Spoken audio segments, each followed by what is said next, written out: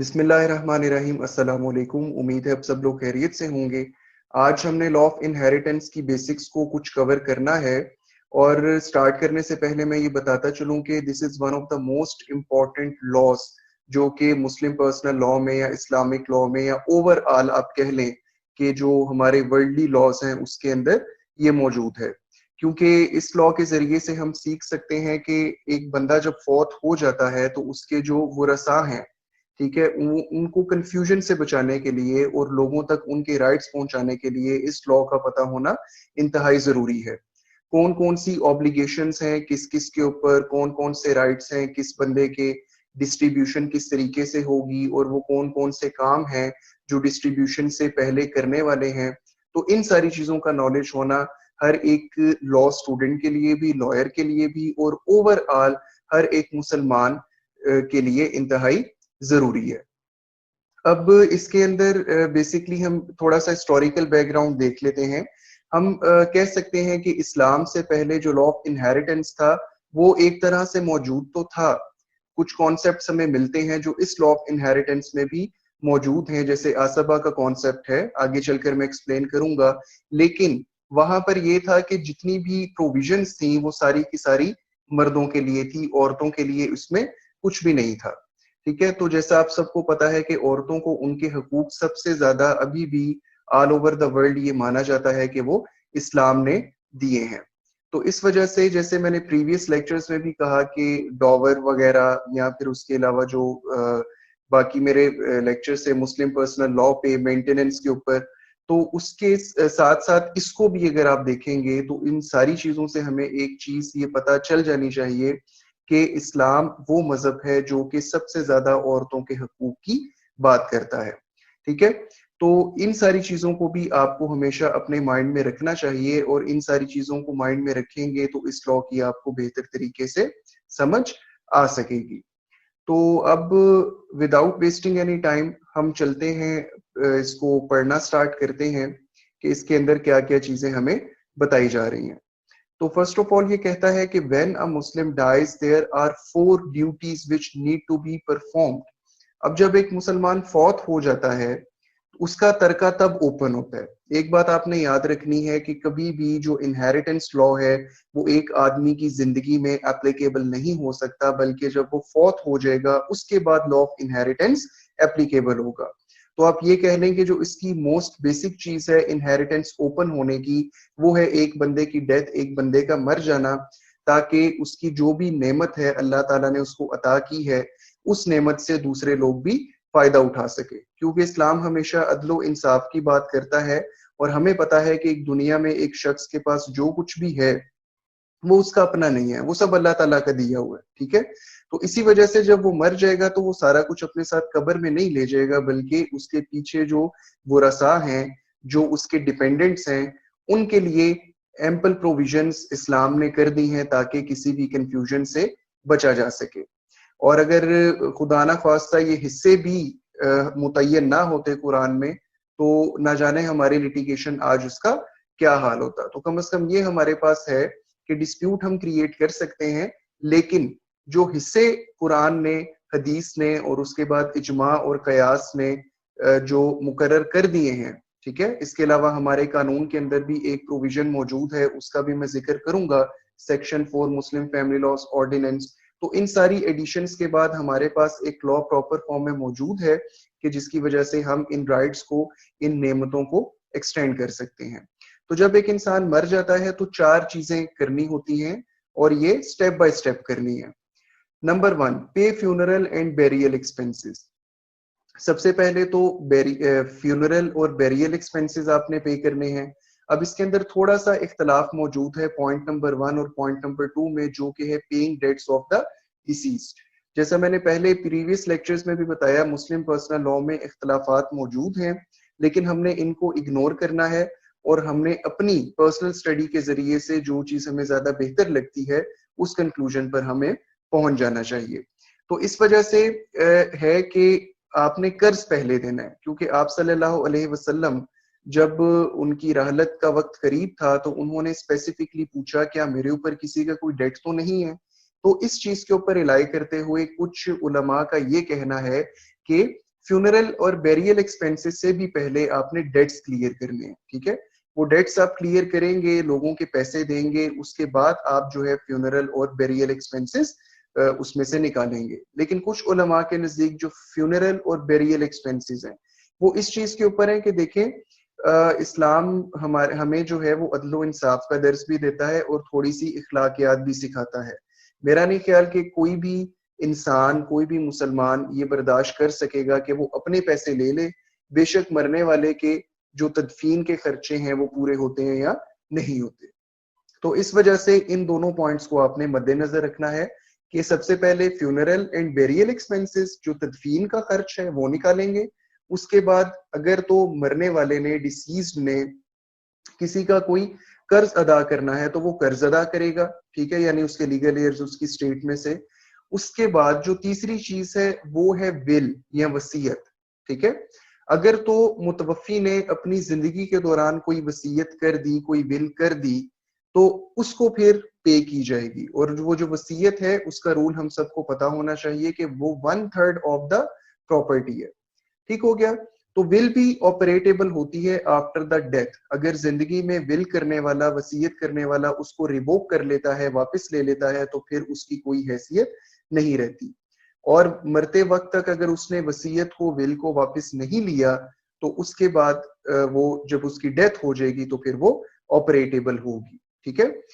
अब जब ये तीन काम हमने कर लिए तो उसके बाद ये चौथी चीज हमारे पास आएगी, distribute the remainder of the estate. Remainder means जो इन तीनों चीजों के खर्चों के बाद चीज बच गई हमारे पास, जो दौलत या जायदाद बच गई, distribute the remainder of estate and property to the relatives of the deceased according to sharia law.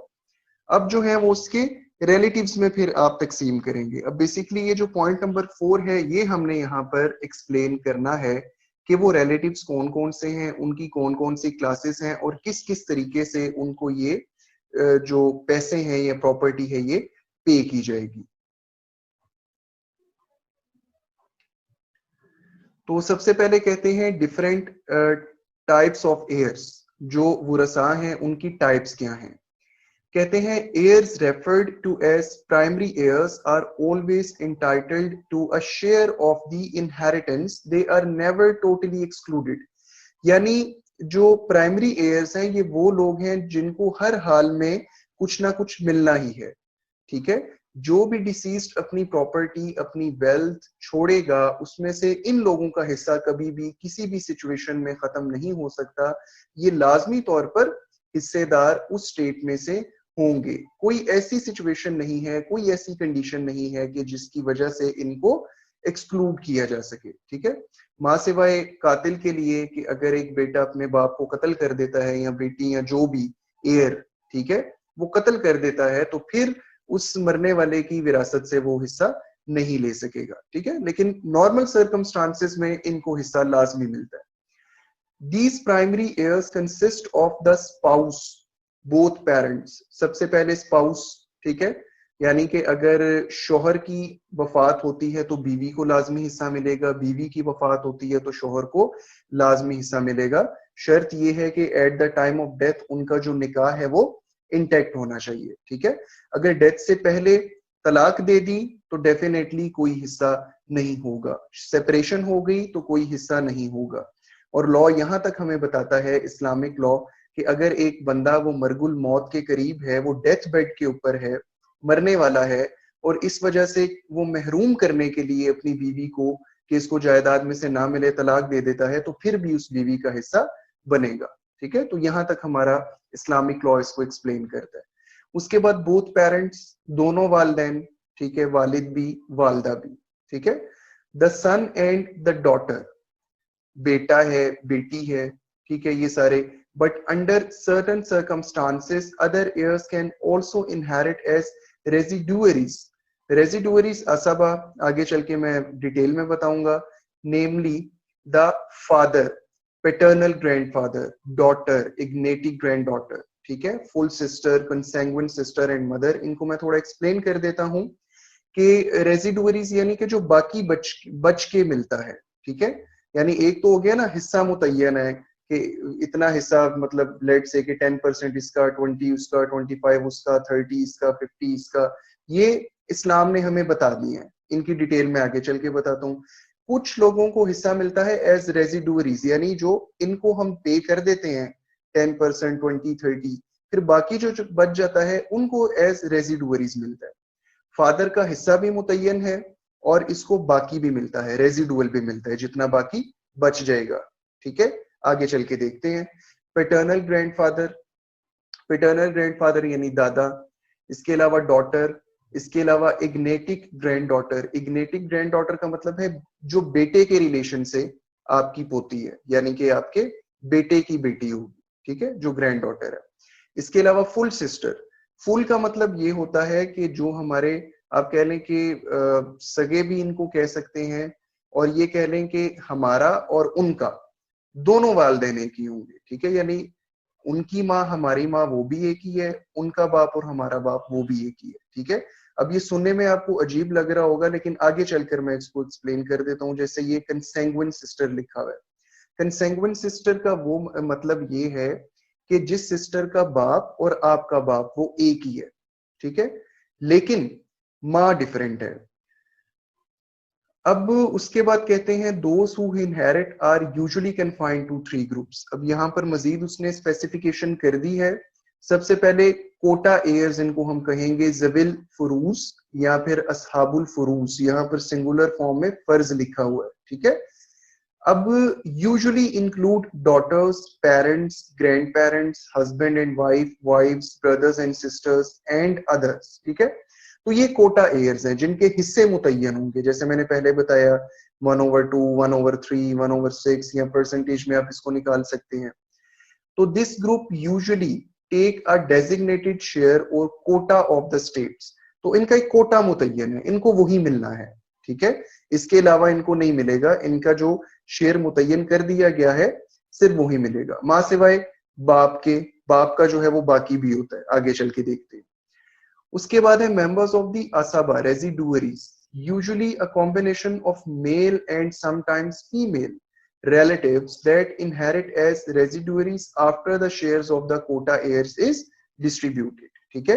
अब इनको कब मिलता है? इनको पहली स्टेज पर हम नहीं देंगे, पहली स्टेज पर जविल फरूज का हिस्सा बनेगा, उनको दे दिया। अगर कुछ बच जाता है तो फिर वो रेजिडुअरीज के पास जाएगा, ठीक है। यानी आप फर्ज इस वजह से इसको कह रहे हैं कि इनको देना लाजमी है, इनको देने के बाद अगर नहीं बचता तो फिर इनकी तरफ नहीं आएगा, ठीक है। थर्ड पे कहता है in case a person leaves no direct relatives and there is no असाबा। आपको डायरेक्ट रिलेटिव्स यानी जविल फरूज भी मौजूद नहीं है और असाबा भी मौजूद नहीं है। His property escheats to the state treasury. तो एस्चीट का प्रिंसिपल आपको इंग्लिश कॉमन लॉ में भी मिलता है और इसके अलावा इस्लामिक लॉ में भी ये मौजूद है। बल्कि अगर हम कहें कि बेसिकली ये सारे लॉज जो हैं ये इस्लामिक लॉ से ही डिराइव हुए हुए हैं, ठीक है। तो इस्लामिक लॉ में, इस्लामिक स्टेट में बैतुल माल का कॉन्सेप्ट है, हमारे मुल्क में भी बैतुल माल मौजूद है। तो वो स्टेट फिर आप कह लें कि हुकूमत के पास, गवर्नमेंट ट्रेजरी के पास चली जाएगी जब उसको क्लेम करने वाला कोई नहीं होगा।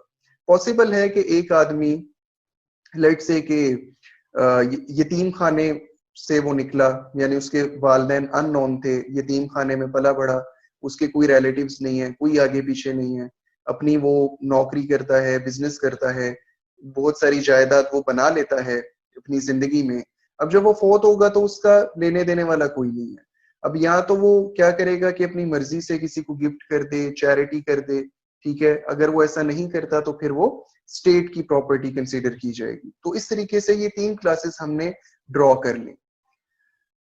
ओके जी, अब हम थोड़ा सा चलते हैं कुरानिक आयात की तरफ, ताकि हम देख लें कि कुरान के अंदर बड़े क्लियर वर्ड्स में हिस्से बताए गए हैं, ठीक है। यही हिस्से मैं बाद में भी बताऊंगा, उससे ये होगा कि एक तो आपकी रिवीजन भी हो जाएगी, दूसरा ये है कि कुरान का भी हमें नॉलेज होना चाहिए कि कौन सी आयत में क्या लिखा है। तो बेसिकली ये 4:11 का ये मतलब है सूरह निसा है, जिसके अंदर इनहेरिटेंस का बताया गया है। अब देखें कितनी खूबसूरत बात है कि सूरह निसा बेसिकली औरतों के हकूक से मुतल्लिक है। तो जैसे मैंने पहले कहा कि इनहेरिटेंस वाले चैप्टर में बेशक मर्दों के हकूक भी मौजूद हैं, लेकिन अल्लाह ताला ने इनको औरतों के साथ मुंसलिक कर दिया। ठीक है, ये भी एक हमारे अल्लाह ताला की तरफ से हमारे लिए एक इंडिकेटर है कि कितना लाजमी है औरतों को हकूक देना। और हमारा जो लॉ ऑफ द लैंड है और हमारी जो एपेक्स कोर्ट है, सुप्रीम कोर्ट, उसकी भी बहुत सारी जजमेंट सब मौजूद हैं जो कि इस हवाले से बात करती हैं। ठीक है, ओके जी। अल्लाह ताला फरमाते हैं, अल्लाह commands you as regards your children. ठीक है, अल्लाह ताला तुम्हें हुक्म देता है तुम्हारे बच्चों से मुतल्लिक, to the male a portion equal to that of two females. यानी एक मरने वाले के जो बेटा और बेटी हैं, यानी वो बेटा बेटी आपस में बहन भाई होंगे, तो हमेशा जो मेल का शेयर होगा वो डबल होगा, फीमेल का शेयर एक होगा। ठीक है, मिसाल के तौर पर अगर एक मरने वाले का एक बेटा है और एक बेटी है, तो उसकी जो स्टेट है उसके 3 हिस्से बनाए जाएंगे। ठीक है, 2 हिस्से किसके होंगे? बेटे के, और एक हिस्सा किसका होगा? बेटी का। तो ये बड़ी सिंपल सी डिवीजन अल्लाह ताला ने बता दी। उसके बाद if there are only daughters, अब लेट्स से कि मरने वाले का कोई बेटा नहीं है, सिर्फ बेटियां हैं, डॉटर्स का वर्ड यूज हुआ है, टू और मोर, 2 बेटियां हैं या 2 से ज्यादा हैं, there share is 2/3 of the inheritance. उनका जो शेयर होगा वो 2/3 होगा। यानी कि लेट्स से कि 2 बेटियां मरने वाली की, बेटा कोई नहीं है। ठीक है, तो जितनी भी स्टेट होगी उसका 2/3 यानी 66% उन दोनों बेटियों का होगा। अगर वो बेटियां 3 है तो फिर भी वो 66% उन तीनों में हम डिवाइड कर देंगे। अगर 4 बेटियां हैं तो फिर भी 66% 2/3 उन चारों में डिवाइड कर देंगे। तो प्रिंसिपल हमारे पास क्या आ गया कि जहां पर 2 बेटियां हो या 2 से ज्यादा हो तो उनको हमने 2/3 दे देना है। अब वो जितनी ज्यादा होती जाएंगी, ये नहीं होगा कि वो 2/3 को हम ज्यादा करते जाएंगे, 2/3 उतना ही रहेगा, वो 66% ऑफ द स्टेट ही रहेगा, लेकिन जितनी बेटियां ज्यादा होंगी उतने आप उसके 2/3 के हिस्से करते जाएंगे। ठीक है, ओके जी। अब क्या आगे कहता है, इफ ओनली वन, अगर तो एक ही बेटी है, हर शेयर इज हाफ। ठीक है, यानी बेटा कोई नहीं है और सिर्फ एक बेटी है, इकलौती बेटी है। ठीक हो गया, तो उसका शेयर कितना है? 1/2, यानी कि 50% ऑफ द स्टेट मरने वाले का उस बेटी के पास चला जाएगा। आगे कहता है फॉर पेरेंट्स, अब वालिदैन की बात आ गई, a 6th share of inheritance to each, दोनों के लिए 1/6, यानी कि 1/6 for the mother, 1/6 for the father. ठीक है, अलग अलग 1/6, अगेन मैं रिपीट करूं, 1/6 for the mother and 1/6 for the father. If the deceased left children, ये कब की बात है कि मरने वाले के अगर बच्चे हों।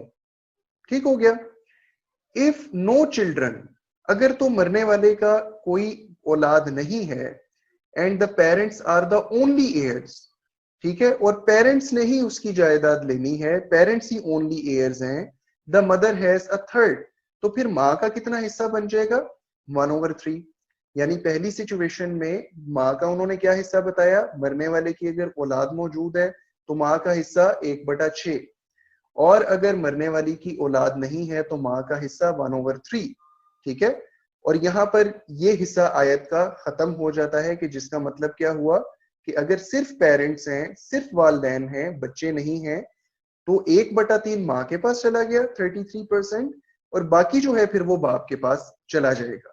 ठीक है, तो मैंने पहले बताया था कि बाप का हिस्सा भी मौजूद है, जैसे पहले बताया औलाद की मौजूदगी में 1/6 लेगा, और अगर औलाद नहीं है तो फिर वो 2/3 लेगा एज रेजिडुअल। ठीक है, यानी 1/3 माँ को दी और बाकी हमने बाप को दे दिया। ओके जी, आगे कहता है if the deceased left brothers और सिस्टर्स, और अगर डिसीज्ड के ब्रदर या सिस्टर मौजूद हैं, ठीक हो गया, the mother has a 6th, तो फिर भी माँ का कितना हिस्सा बनेगा? 6ठा हिस्सा बनेगा। अब यहाँ पर बात ये है कि पहली सिचुएशन जहां पर उसने माँ का 1/3 बताया था, वो ओनली एयर्स, यानी कि बहन भाई भी नहीं है, सिर्फ माँ और बाप है, तो माँ का 1/3 और बाप का 2/3, पूरी स्टेट, पूरी प्रॉपर्टी डिवाइड हो जाएगी। तीसरा केस माँ के लिए अल्लाह ताला ने बता दिया कि if the disease left brothers और सिस्टर्स, अगर तो भाई या बहन मौजूद हैं मरने वाले के, ठीक है, तो फिर भी मदर का कितना होगा, 6th हो जाएगा। तो इसको नटशेल में बात ये होगी कि मदर के लिए 3 हिस्से यहाँ पर बताए गए हैं। 2 हिस्सों में मदर 1/6 लेगी। वो 2 सिचुएशंस कौन सी हैं कि जहां पर मरने वाले के बच्चे मौजूद हैं वहां पर माँ 1/6 लेगी, और जहां पर मरने वाले के बहन भाई मौजूद हैं वहां पर भी माँ 1/6 लेगी। माँ का 1/3 सिर्फ तब बनता है कि जहां पर सिर्फ माँ और बाप मौजूद हो इनहेरिटेंस के लिए, ठीक है। उम्मीद है मैं अपना इस पॉइंट को मैं क्लियर कर पाया हूंगा।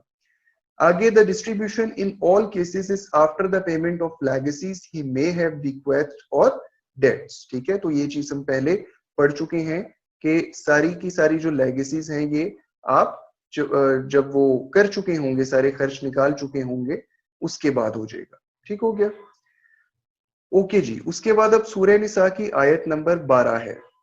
इन that which your wives leave, अब ये बीवियों के बारे में आ जाएगा, ठीक है। इन that which your wives leave, कि जब तुम्हारी बीवियां छोड़ती हैं, यानी कि बीवी की अब यहां पर डेथ हो गई है। Your share is a half if they have no child, अगर तो उस बीवी का कोई बच्चा नहीं है, ये टेक्निकल बात है, ठीक है। ये भी हो सकता है कि जो मरने वाली औरत है उसकी पहले से शादी हुई हो, ठीक है, और आपके साथ उसकी दूसरी शादी हुई है। अब यहां पर वो ये कहते हैं your share is a half if they have no child, उनका जो शेयर है वो हाफ होगा अगर कोई, आपका शेयर जो है हाफ होगा अगर बीवी की कोई औलाद नहीं है। But if they leave a child you get a fourth, लेकिन अगर उस बीवी का कोई भी बच्चा है, चाहे वो आपसे हुआ है या फिर उसके प्रीवियस पहले शोहर से हुआ है, तो फिर भी आपका चौथा हिस्सा बनेगा। of that which they leave after payment of legacies that may have bequeath or debts in that which you leave, अब ये आपकी बात हो रही है मरने वाले की, ठीक है। यहाँ पर मर्दों को मुखातिब बेसिकली किया गया है ताकि तंबीह की जा सके कि आपने औरतों को कैसे उनके राइट्स देने हैं।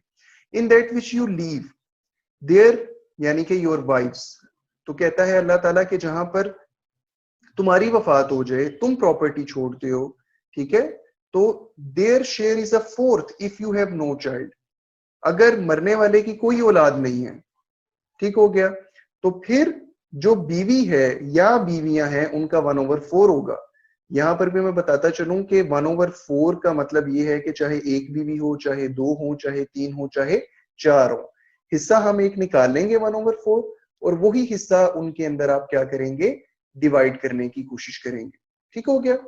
But if you leave a child, अगर एक भी बच्चा हो मरने वाले का, they get an 8th of that which you leave after payment of legacies that you may have bequeath और डेट्स, तो फिर वो जो बीवी है 1/8 मिल जाएगा, या फिर अगर एक से ज्यादा बीवियां हैं तो 1/8 में वो हिस्सादार होंगी।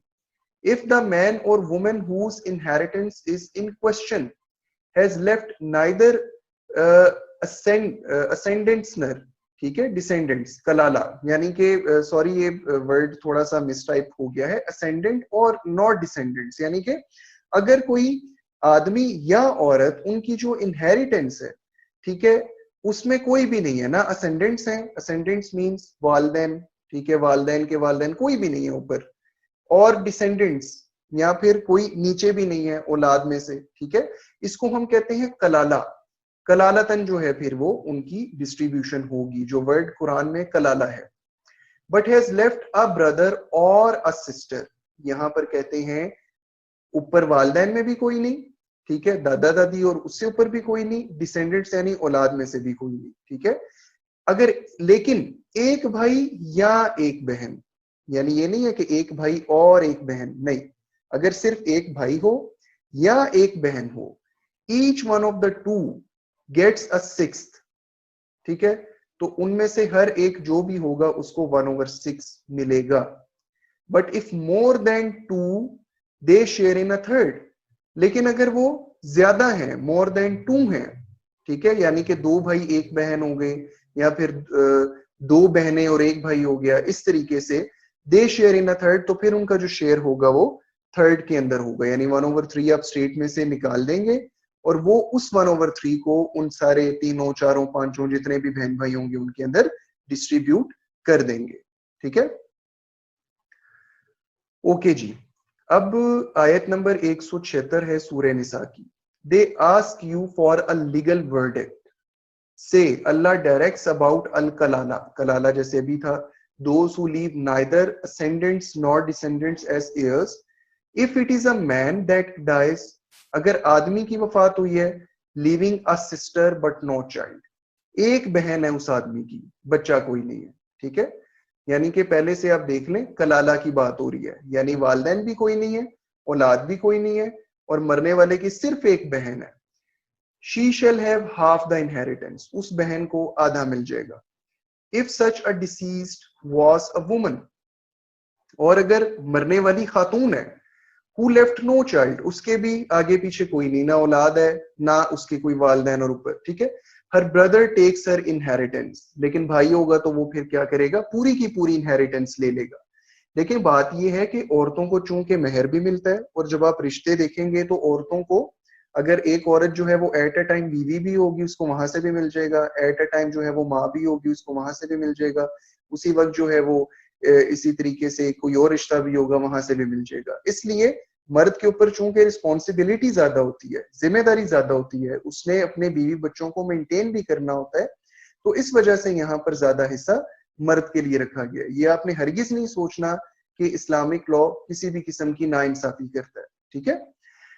तो आगे कहते हैं if there are two sisters, अब इसी तरीके से दो बहनें हैं, they shall have 2/3 of the inheritance, अगर दो बहनें हैं मरने वाले की तो फिर 2/3, वही 2/3 जो 66% है वो मिल जाएगा। If there are brothers and sisters, अगर बहन भाई मिक्स हैं, the male will have twice the share of the female, तो फिर वही डिस्ट्रीब्यूशन, वही रेशो जो पहले अल्लाह ताला ने बता दी कि लेट से कि आप ये कह लें कि दो भाई हैं और दो बहनें हैं, अब यहाँ पर कितने हिस्से बनेंगे, 6 हिस्से बनेंगे, एक भाई के 2 हिस्से प्लस एक भाई के 2 हिस्से, ठीक है, प्लस एक बहन का एक हिस्सा प्लस एक बहन का एक हिस्सा, 2 2 1 1, ठीक है। तो इसी तरीके से फिर भाइयों को दोनों को एक एक को डबल मिल जाएगा और बहनों को एक एक हिस्सा मिल जाएगा, ठीक है। अब यहाँ पर बड़ा इंपॉर्टेंट है कि लेक्चर सुनते हुए आप लोग इन सारी चीजों को नोट डाउन कर लें और साथ साथ आप इसकी मैथमेटिक्स भी करते रहें ताकि आप बेहतर अंडरस्टैंड इसको कर सकें। शॉर्टेज ऑफ टाइम की वजह से अभी मेरे लिए इतना ही पॉसिबल है कि मैं इसको इस तरीके से एक्सप्लेन करूं। ओके जी, the male will have twice the share of the female, does अल्लाह make clear to you his law lets you go astray, ठीक है, लेस्ट यू गो अस्ट्रे, कि कहीं तुम भटक ना जाओ। यहाँ पर अल्लाह ताला फरमा रहे हैं कि मैं इस वजह से मैंने अपना लॉ क्लियर कर दिया ताकि तुम भटक ना जाओ। And Allah is the all knower of everything, और अल्लाह ताला हर एक चीज का जानने वाला है, इल्म रखने वाला है। ओके जी, अब दोबारा से हम बेसिकली अब हम रिवीजन कर रहे हैं। लेवल 1 प्राइमरी और इमीडिएट एयर्स, प्राइमरी के अंदर स्पाउस आ गए, ठीक है, हस्बैंड या फिर मैक्सिमम 4 बीवियां, बच्चे आ गए सन्स एंड डॉटर्स, पेरेंट्स आ जाते हैं फादर एंड मदर, और ग्रैंड चिल्ड्रन आ जाते हैं, ठीक है। सन यानी कि पोता, सन्स डॉटर यानी कि पोती, ठीक है। Only applicable when the son is already deceased only and has offspring. अच्छा, यहाँ पर एक बात याद रखनी है कि हमने स्ट्राइप्स को देखना है। स्ट्राइप्स का मतलब ये है हमने क्लास को देखना है, यानी कि पोतों और पोतियों को जायदाद नहीं मिलेगी जब बेटा मौजूद है, क्योंकि बेटे के ऊपर वो लाइन ड्रॉ हो रही है, ठीक है। अगर बेटा मौजूद है तो उससे नीचे वालों को जायदाद नहीं मिलेगी, यही लॉजिकल बात भी है। इसी तरीके से यहाँ पर जो इन्होंने ग्रैंड पेरेंट्स की बात आगे करेंगे हम, ग्रैंड चिल्ड्रन के साथ ग्रैंड पेरेंट्स भी हैं, तो अगर आपके पेरेंट्स मौजूद हैं तो ग्रैंड पेरेंट्स तक वो नहीं जाएगा, यानी कि अगर ऊपर की तरफ जाएं तो नीचे वाला दर्जा, ठीक है, ऊपर वाले को खत्म कर देगा, महरूम कर देगा। इसी तरीके से नीचे की तरफ जाएं बच्चों की तरफ, तो जो ऊपर वाला दर्जा है वो नीचे वाले को महरूम कर देगा, ठीक है। ये चीजें भी आपने साथ साथ माइंड में रखनी है।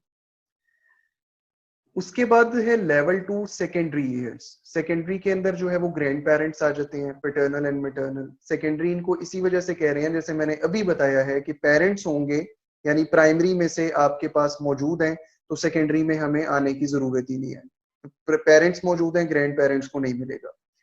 Brothers and sisters in the absence of father and son only, ठीक है।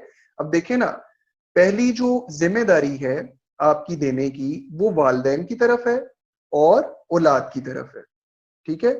वालदैन अगर होंगे तो फिर वालदैन की औलाद को कुछ भी नहीं मिलेगा, यानी आपके जो बहन भाई हैं आपके वालदैन की औलाद है, ठीक है। तो वालदैन की मौजूदगी में बहन भाइयों को कुछ नहीं मिलता, ये बात कंफर्म है, इसको आप अपने पल्ले से बांध लें, ठीक हो गया। ओके जी। उसके बाद अंकल्स आंट्स हैं in the absence of grand parents, यानी कि लेट से एक बंदा फौत हो जाता है, ठीक है, उस बंदे का वालिद नहीं है, उसका दादा जिंदा है, ठीक है, तो दादा को वो हिस्सा मिलेगा जो उसके वालिद का है, ठीक है। लेकिन बाकी और कोई भी नहीं है तो दादा के बाद फिर दादा की जो औलाद है यानी अंकल्स एंड आंट्स, ठीक है, चाचा फुफ्फो वगैरह, फिर उनकी तरफ वो जायदाद चली जाएगी। इसी तरीके से नेफ्यूज हैं। अब नेफ्यूज और नीसिस को कब मिलेगा, जैसे मैंने पहले बताया कि ऊपर वाला दर्जा अगर मौजूद होगा, यानी नेफ्यू का आप ले लें कि भतीजा है, ठीक है, तो भतीजा किसका बेटा होता है, भाई का बेटा होता है, तो इसी वजह से अगर आपका भाई जिंदा है तो भतीजे को नहीं मिलेगा, भतीजे को तभी मिल सकता है जब आपका भाई या फिर आपकी जो बहन है वो फौत हो चुकी हुई है, ठीक है। तो सेकेंडरी ईयर्स इनको बाद में मिलेगा, इनको तब मिलेगा जब प्राइमरी में से कोई मौजूद ना हो। अगर प्राइमरी में से अकॉर्डिंग टू क्लास एक भी बंदा आ जाता है तो फिर सेकेंडरी को नहीं मिलेगा। ओके जी, अगेन वही बात कर रहे हैं, under Islamic law the primary beneficiaries of a deceased person are his immediate level 1 heirs, spouse, children, parents, grandchildren. The grandchildren that are entitled are only the son's son or the son's daughter. जो grandchildren entitled हैं वो कौन से होते हैं, बेटे का बेटा यानी आपका पोता, and son's daughter और पोती. Daughter's children are not entitled even if the daughter is deceased, ठीक है। तो जो आपकी बेटी के बच्चे हैं यानी नवासे नवासियां, उनको नहीं मिलता चाहे आपकी बेटी मर भी चुकी है तब भी नहीं, ठीक है। तो ये बार बार मैंने इंक्लूड इसलिए किया है चीजों को ताकि आपकी साथ साथ रिवीजन होती रहे। उसके बाद कहते हैं in the absence of some और all of these heirs the secondary beneficiaries level 2 become heirs under various conditions, ठीक है। In the absence of particular heir, for example uncle, if and when he she is entitled the children of it there become eligible, ठीक है। तो मैंने पहले बता दिया कि जहां पर एक बंदे का हिस्सा बनता है और अगर वो बंदा खुद मौजूद नहीं है तो उसकी औलाद क्या करेगी, उससे इनहेरिटेंस ले लेगी उसके हिस्से का, ठीक है, मां सिवाय आपकी बेटी के बच्चों के, ठीक है। यानी कि अगर बेटी मौजूद है तो बेटी को तो मिलेगा, लेकिन अगर बेटी की डेथ भी होगी है तो भी उसके बच्चों को नहीं मिलेगा। अदरवाइज जिसका हिस्सा बनता है वो नहीं है तो उसके बच्चों को मिल जाएगा। ओके जी, अब हम डायरेक्टली शेयर्स के ऊपर आते हैं। पहले मैं बता चुका हूं, अगेन इसको देख लेते हैं। Share of husband no if no entitled descendants exist, ठीक है, यानी कि चिल्ड्रन या ग्रैंड चिल्ड्रन। अब एक औरत है, उसकी वफात हो गई है, उसका हस्बैंड मौजूद है और उस औरत के कोई बच्चे नहीं हैं, ठीक है, ना चिल्ड्रन ना ग्रैंड चिल्ड्रन, तो हस्बैंड का 1/2। उसके बाद है जी इफ इंटाइटल्ड डिसेंडेंट्स एग्जिस्ट, अगर हस्बैंड के, अगर उस औरत के डिसेंडेंट एग्जिस्ट करते हैं यानी कि उस औरत के बच्चे या ग्रैंड चिल्ड्रन मौजूद हैं तो फिर हस्बैंड का कितना बनेगा, 1/4 बनेगा, ठीक है। तो ये इसमें सिचुएशन हो जाएगी। तो हस्बैंड के दो ही हिस्से हैं, 1/2 अगर औरत की कोई औलाद नहीं है, ठीक है, और उसका 1/4 बनेगा अगर औरत की औलाद मौजूद है, ठीक है। इसमें वालदैन की बात नहीं हो रही, सिर्फ औलाद की बात हो रही है। ओके जी, उसके बाद है share of wife if no entitled descendants exist. तो बीवी का जो हिस्सा है वो शोहर से आधा होता है, इसीलिए अगर एक आदमी फौत हो गया और उसकी बीवी मौजूद है और उस आदमी के कोई बच्चे नहीं है तो 1/4 मिलेगा। और इसी तरीके से अगर बच्चे मौजूद हैं तो फिर कितना मिलेगा, 1/8 मिलेगा, जैसे हमने आयत में पढ़ा था। उसके बाद डॉटर्स, ठीक है, डॉटर या डॉटर्स, तो हमने पहले कहा कि जहां पर मरने वाले का बेटा कोई नहीं है, सिर्फ एक बेटी है तो 1/2 मिलेगा, और अगर दो बेटियां हैं या दो से ज्यादा हैं तो फिर वो 2/3 शेयर करेंगी, यानी 66% उस प्रॉपर्टी का निकाल लेंगे और जितनी भी बेटियां होंगी 66% को इक्वली उनमें डिवाइड कर देंगे, ठीक है। और तीसरा है जी if both sons and daughters exist, और अगर बेटे भी हैं बेटियां भी हैं, तो मैं पहले बता चुका हूं कि बेटे का के 2 हिस्सा और बेटी का 1 हिस्सा, ठीक है, यानी अगर एक बेटा और एक बेटी है तो फिर 3 हिस्से बनेंगे 2:1 से। और इसी तरीके से अगर लेट से कि 2 बेटे हैं और 1 बेटी है तो फिर 5 हिस्से बनेंगे, ठीक है, 2 हिस्से एक बेटे के, 2 हिस्से एक बेटे के और 1 हिस्सा बेटी का, इस तरीके से। उसके बाद शेयर ऑफ फादर डिटेल में मैं पहले बता चुका हूं, दोबारा से एक दफा देख लेते हैं। अगर तो इंटाइटल्ड डिसेंडेंट्स एग्जिस्ट करते हैं, यानी कि मरने वाले की औलाद मौजूद है, तो फिर फादर का 1/6 होगा, ठीक है। And if no male descendant exist then father 1/6 plus residue. और अगर कोई मेल डिसेंडेंट नहीं है, लेट्स से कि मरने वाले का बेटा तो कोई नहीं है लेकिन बेटी मौजूद है, तो फिर हम क्या करेंगे, अगर एक बेटी है तो फिर 1/2 उसको दे देंगे, अगर 2 या 2 से ज्यादा बेटियां थी तो फिर 2/3 में उनको हिस्सेदार बना देंगे, ठीक है। और फिर जो बाकी भी बच जाएगा वो भी बाप के पास चला जाएगा, यानी कि बाप को 1/6 मिलेगा कंफर्म, यानी मुतय्यन शेयर अगर डिसेंडेंट है। अगर कोई मेल डिसेंडेंट नहीं है, यानी कि बेटा नहीं है मरने वाले का, बेटी वगैरह मौजूद है, तो फिर 1/6 भी मिलेगा और साथ साथ जो बाकी बच जाएगा वो भी मिलेगा, ठीक है। और इसके अलावा if no entitled descendants exist then father is residue. और अगर कोई भी इंटाइटल्ड डिसेंडेंट नहीं है, यानी कि ना बेटी है ना बेटा है, तो फिर बाप को क्या मिलेगा, जो भी बाकी बच जाएगा। ये तकरीबन वही केस बनता है जो हमने पहले डिस्कस किया था। ओके जी, उसके बाद शेयर ऑफ मदर पर हम आ जाते हैं। Share of mother if entitled descendants और ब्रदर्स और सिस्टर्स एग्जिस्ट। हमने पढ़ा था कि 2 सिचुएशंस में 1/6 मिलता है कि अगर तो मरने वाले के डिसेंडेंट्स यानी औलाद मौजूद है फिर भी 1/6 मिलेगा, अगर ब्रदर या सिस्टर मौजूद हैं तो फिर भी मदर को 1/6 मिलेगा। If no entitled descendants exist then if no brother sisters no father, ठीक हो गया, no spouse exist then mother 1/3। यानी कि कोई भी इंटाइटल्ड डिसेंडेंट भी नहीं है, ठीक है, कोई बहन भाई भी नहीं है मरने वाले का, फादर भी नहीं है, ठीक है, स्पाउस भी नहीं है, कोई भी नहीं है, तो फिर मदर का 1/3 आ जाएगा। इसी तरीके से इफ ब्रदर्स और सिस्टर्स फादर और spouse exist then mother 1/3 of residue. अब ये एक सर्टेन सिचुएशन बन गई है कि जहां पर ब्रदर सिस्टर वगैरह मौजूद होंगे तो फिर जो बाकी भी बच जाएगा, ठीक है, एक तो हिस्सा उसको मिल जाएगा 1/6, ठीक है, और उसके बाद फिर क्या होगा 1/3 ऑफ रेजिड्यू, ठीक है, सारों के हिस्से निकाल लेंगे, फिर जो बचेगा उसका 1/3 मिल जाएगा। तो ये एक टिपिकल केस बन रहा है मदर के लिए। ओके जी, अब हम आ जाते हैं यूट्रेन ब्रदर और यूट्रेन सिस्टर्स के ऊपर। यूट्रेन ब्रदर सिस्टर्स कौन से होते हैं, from same mother different father. वो बहन भाई, ठीक है, जिनकी और आपकी माँ एक होती है, बाप डिफरेंट होता है।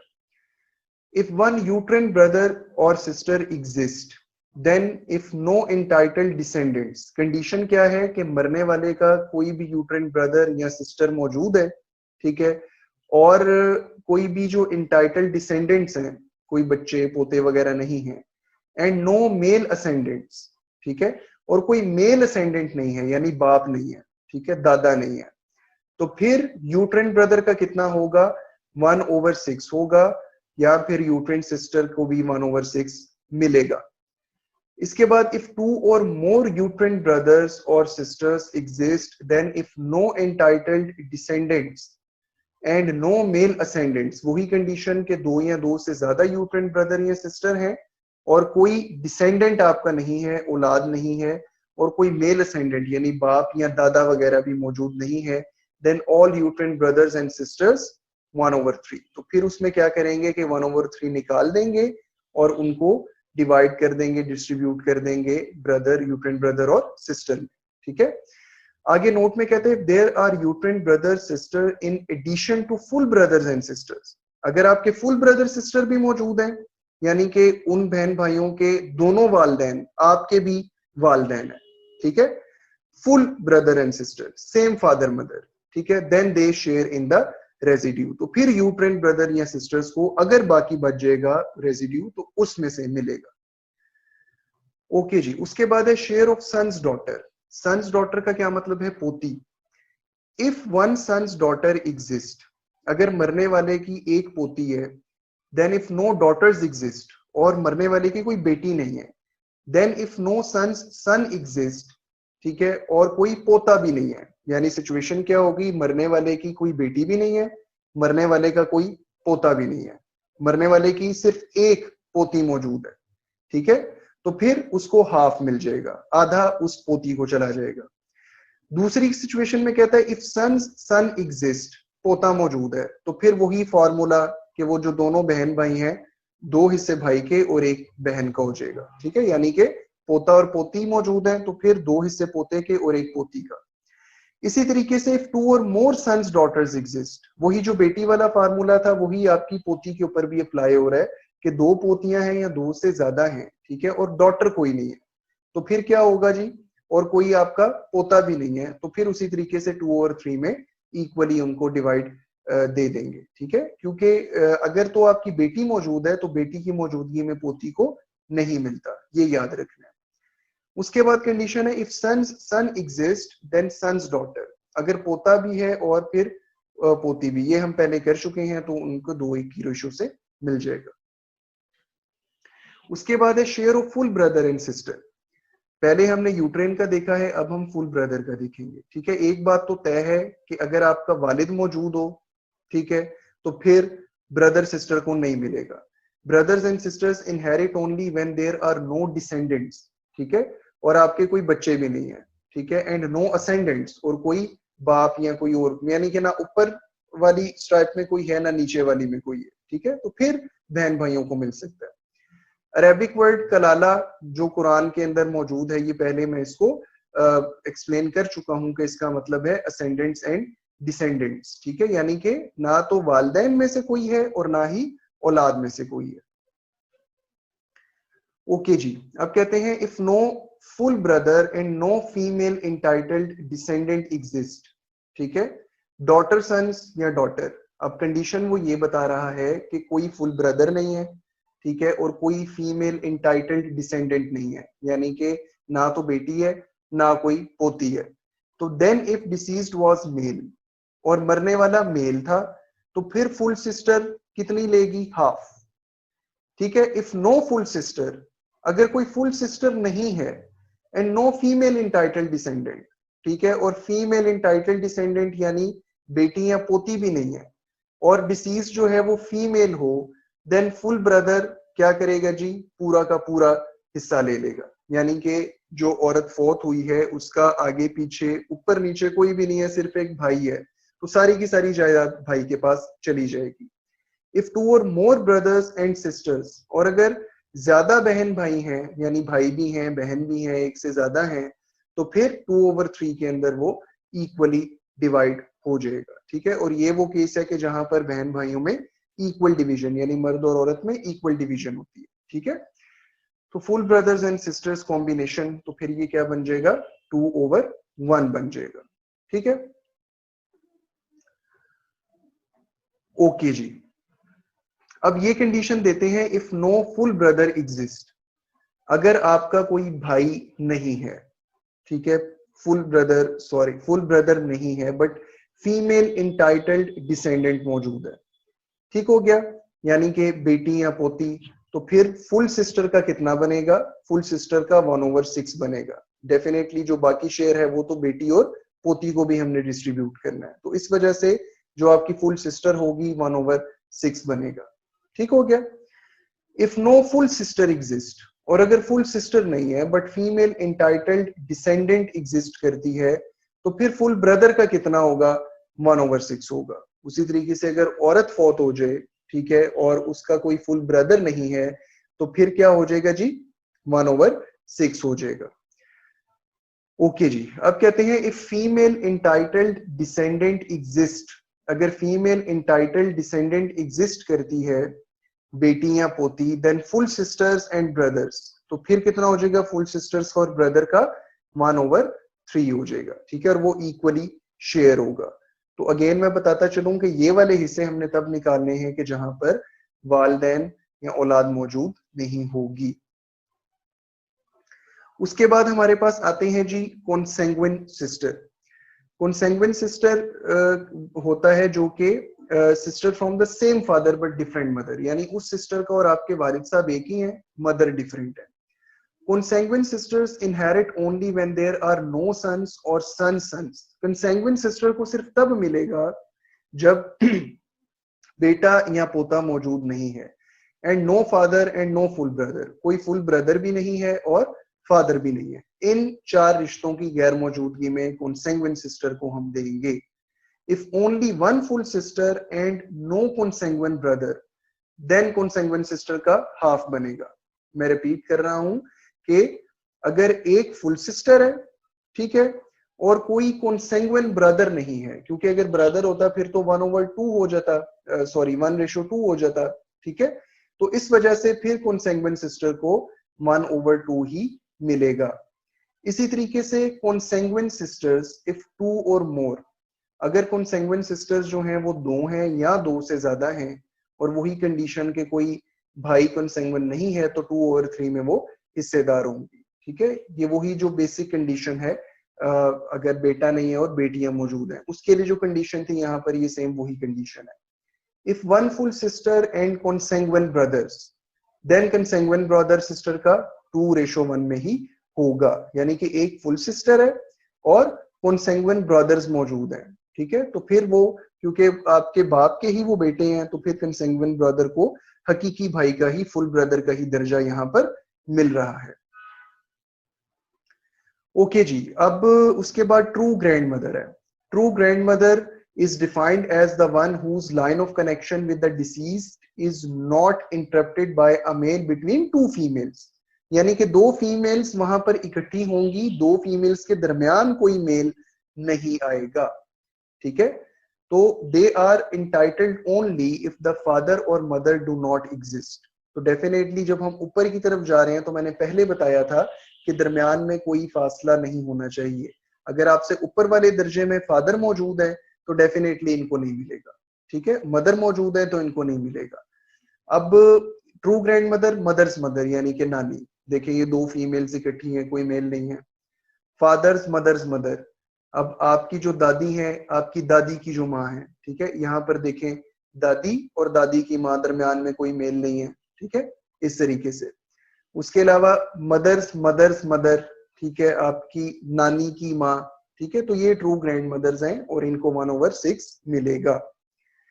इसी तरीके से ट्रू ग्रैंडफादर है। True grandfather is the one whose line of connection with the deceased is not interrupted by a female between 2 males. इसी तरीके से यहाँ पर भी 2 मेल इकट्ठे होंगे, दरमियान में कोई फीमेल इंटरप्ट नहीं करेगी।